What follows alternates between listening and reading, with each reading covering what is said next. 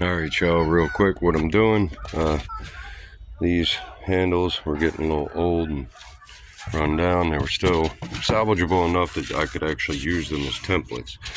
But made one. This is out of 2x4s. Last year when I first, yes, this is a project that's been sitting around for over a year. Been busy.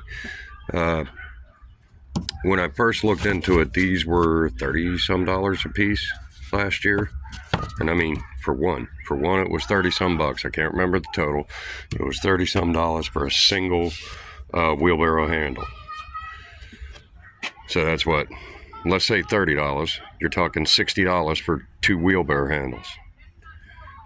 I went to 84 Lumber, got a piece of 2x4, used, I mean, it's, that long. It's as long as the wheelbarrow handle.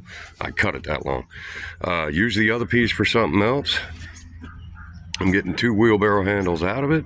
I could actually have used the entire thing and still had a little bit left over and made 4 wheelbarrow handles.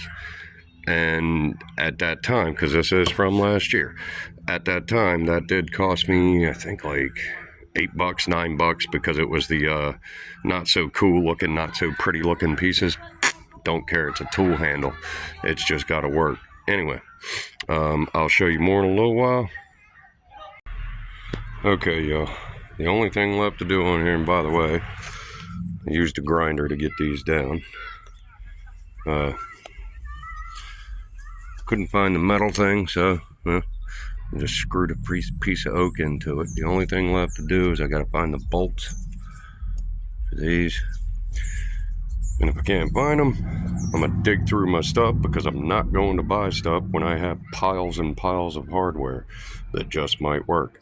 Anyway, it's privateer. Completion of the wheelbarrow handles.